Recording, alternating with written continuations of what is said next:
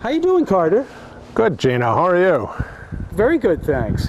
This is an interesting building. I've been watching it progress, and so maybe you could tell us a little bit about it. First, it's an ICF form building.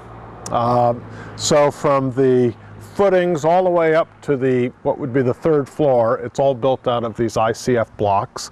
The ICF foam blocks is a block that basically clips together like Legos, and then you tie it with rebar, fill it with rebar, and then fill it with cement. Leads to a very, very strong wall system.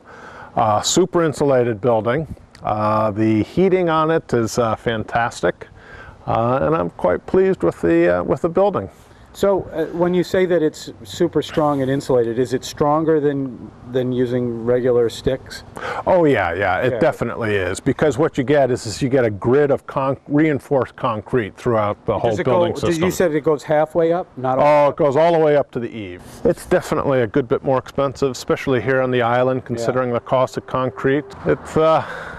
It still needs a little work, as you can see. We're got the landscaping to do and some things to button up, but the key thing is for me to get up and running in the shop.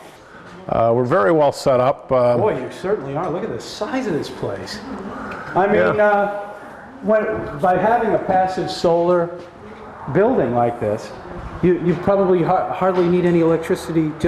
I mean, you could almost light it without lights. Well, you could see, actually, we've got the lights on right now, but if I turn these off, you'll see that we really don't need it. Wow. Probably not until about 3 o'clock will we really need lights, and I mean, it's well, especially during the summer, we don't need lights at all. Okay. But from where I was in a steel building with no windows whatsoever. And I knew that when I built my own shop, I was going to put a lot of windows in here. Good idea. And I put in probably too many, but I'd rather have too many than too few. And really what I did is I set up the building so that this building in the future could be used as another kind of building. We put in a perimeter joists so that the second floor could go in the future, and these windows are set up at the proper height for a second floor. Oh, that's it. That makes sense. Yeah, I wanted to build some flexibility into the building. So when it comes to passive solar, just so folks out there kind of understand it, when you use this many windows, your hope is that the sun hits this slab and keeps it warm? Is that how the... Yeah. We get a good solar gain through the windows here, and the idea was that we put heat in the floor, but as long as we can get a bit of solar gain during the day, we can minimize the amount of heat that we've got to put in the floor, and that was the whole idea. And because you use concrete, what about using wood?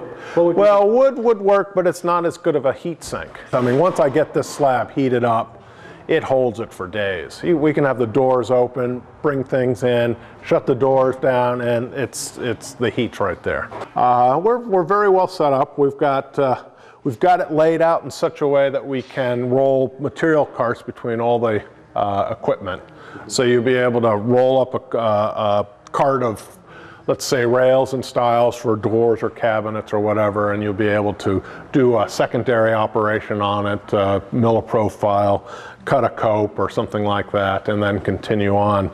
Well, we do custom stair work, architectural millwork, which would be custom doorways, moldings, archways, custom windows, things like that, and then cabinet work. We do some kitchens and whatnot, and then furniture. I really want to pick up the furniture end of things. That's part of the reason why I've made this move. Is I'd like to do more work. I think I want to get more creatively involved in the work that we do, and I'm hoping that we can take a few steps forward in that. Is there a certain business. style of furniture that you want to get closer toward? Or? Well, no. I mean, ideally it'll be custom furniture. Some reproduction. It's really to fill the needs of the client, I see. what the client wants. Okay, you like And working with them. I do like working with clients, absolutely. And then what I'm hoping to be able to do is eventually, you know, come up with pieces. Once we get known, we could maybe come up with some of our own pieces and then hopefully generate some interest as a result of that. Well, Gino, this is our storage area. This is where we have, you know, the wood that I've been kind of building up over the years. At the other shop, I've had 3 containers, and then we had storage in the shop. And finally, I've got it really all in one location, which is really nice to have, because in the other shop, I was the only one who really knew where it was. I had to think about where I'd squirreled it away, and then usually help them get it. Now, pretty much everybody can come down. They can pretty much see where it is. Obviously, as you can see, we still have pieces we've got to put away. But basically, we have a cherry section, we have a mahogany section, we have, actually, believe it or not, this section here is pretty much all figured maple. That's something I guess I've... Is that hard to get, or is some of this wood tougher to get than... Well, it's not so much tough to get, but it does get more expensive over the years, that's for sure. Right. It definitely gets more expensive. And then there was a time where I and a friend of mine were dealing with cutting up harp pine.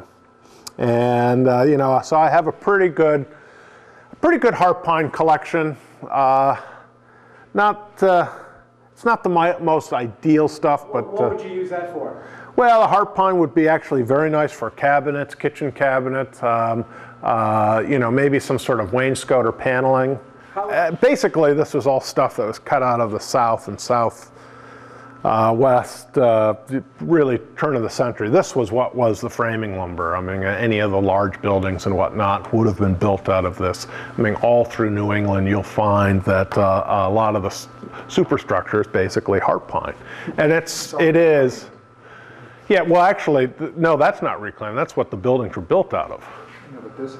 This is all reclaimed, and it is actually one of the strongest woods you can buy. I mean, this is basically like similar strength, if it's relatively clear and doesn't have a lot of knots, to, you know, like a glue lamb.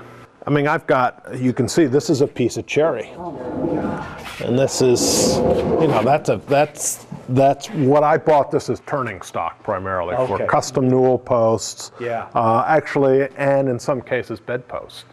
We do, you know, we've made some beds. We've do our own turnings. You know, we laid out just some odds and end pieces of stuff that we've, you know, that I've had in, you know, storage, really. Sure, these are just, yes, examples, pieces that we either made extras of and put aside.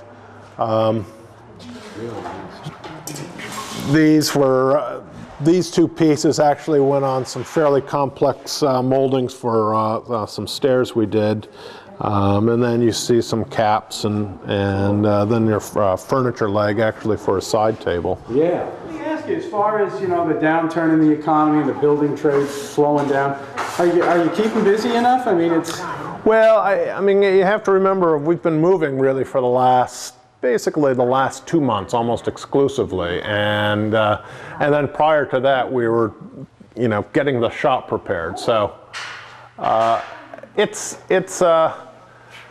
taken some time, and in some ways it's a blessing in the sense that there's not a lot of work out there, and I can concentrate on the shop. Right. But the cash flow is I'm really pinched basically right now, and so we're looking for work. Yep. We're hoping that you know, as spring rolls around, we feel like the economy's starting to pick up, and I feel quite confident that we'll you know, start to see things turn around.